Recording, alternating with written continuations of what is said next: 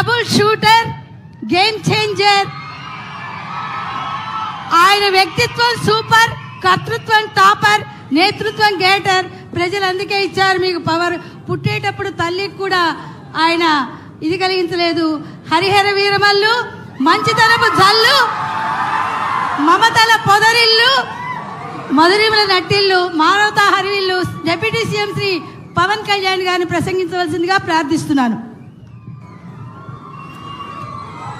గౌరవ ముఖ్యమంత్రి శ్రీ నారా చంద్రబాబు నాయుడు గారికి, వేదిక పైన ఆసీనులైన మంత్రివర్గ సహచరులకి, ఉన్నతాధికారులందరికీ, ఇక్కడికి విచ్చేసిన విశిష్ట అతిథులందరికీ పేరు పేరున నా హృదయపూర్వక నమస్కారం. ఈ పర్యావరణ దినోత్సవం రోజున ఏం చెప్పాలి, ఏం మాట్లాడాలి అని అనుకుంటే నాకు కొమిర అంకారావు గారికి ఉన్నంత అర్హత నాకు లేదనిపించింది. అంటే ఒక 14 ఏళ్ల వయసులో ఒక పక్షి చనిపోతే ప్లాస్టిక్ వ్యర్థాలు తిని దానికోసం ఎవరైనా సరే ఒక 3 దశాబ్దాలు కృషి చేస్తారా? 14 ఏళ్ల వయసులో ఎవరైనా ఏం ఆలోచిస్తారు? ఆడుతా పాడుతూ తిరుగుదామని, అటు ఇటు తిరుగుదాం అనుకుంటారు. కానీ పర్యావరణం గురించి ఆలోచించే స్థాయిలో ఉన్నారు అంటే ముందుగా కొమిర అంకారావు గారిని ఈ కార్యక్రమానికి విశిష్ట అతిథిగా పిలిచినందుకు మనస్ఫూర్తిగా అధికారులకి, వారిని ఇక్కడ రావడానికి స్ఫూర్తి కలిగజేసిన శ్రీ నారా చంద్రబాబు నాయుడు గారికి మనస్ఫూర్తిగా నా కృతజ్ఞతలు తెలియజేసుకున్నాను. ఒకసారి ఒక వ్యక్తి చాలా చిన్నగా ఉంటుంది, మనం ఏం చేయగలం అనుకుంటాం. నాకు ఆయన్ని గురించి చదువుతూ ఉంటే ఒక నల్లమల పరిరక్షణ కోసం ఆయన పడ్డ తపన, గత కొన్ని సంవత్సరాలుగా ఆయన కొన్ని దశాబ్దాలు 3 దశాబ్దాలుగా ఆయన చేస్తున్న కృషి చాలా ఇన్స్పిరేషన్ అనిపించింది. ఈ కార్యక్రమానికి దీనికి మాట్లాడాల్సిన మరింత అర్హత, బలమైన అర్హత గౌరవ ముఖ్యమంత్రి నారా చంద్రబాబు నాయుడు గారికి ఉంది. నాకు ఎప్పుడు అర్హత వస్తుందంటే కనీసం నేను ఒక 1 కోటి మొక్కలు మన అంకారావు గారి లాగాను, లేదంటే గౌరవ ముఖ్యమంత్రి నారా చంద్రబాబు నాయుడు గారి లాగా ఒక చెట్టు నీరు కార్యక్రమం లాంటివి చేసిన తర్వాత ఒక స్ఫూర్తిదాయకంగా మాట్లాడే హక్కు నాకు వస్తుంది ఖచ్చితంగా.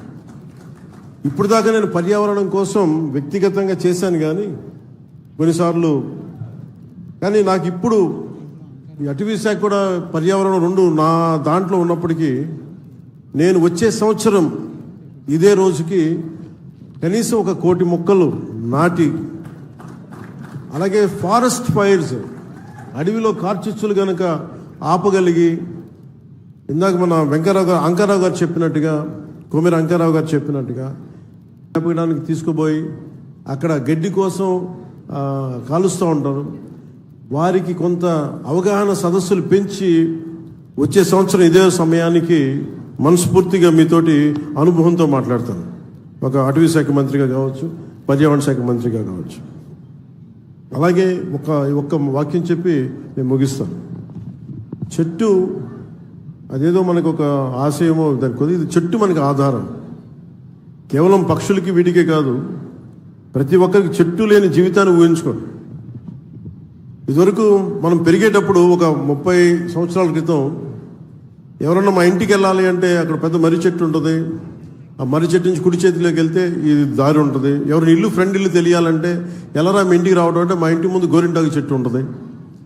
ఇట్లాంటివన్నీ పోయినాయి. ఇప్పుడు అసలు చెట్టే ఆనవాళ్ళు అయ్యేది. అలాంటి చెట్లని మనం సంరక్షించుకోవడం మానేసాం.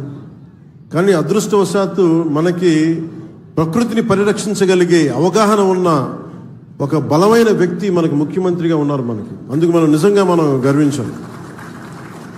ఈరోజు మా అందరికీ కూడా ఆయన ఇచ్చిన టార్గెట్స్ ప్రతి చోట 33% ఉండాలి ఫారెస్ట్ కవర్ అంటే, మా అందరికి ఇచ్చిన టార్గెట్ ఒక 50% ఆంధ్రప్రదేశ్లో ఉండాలి.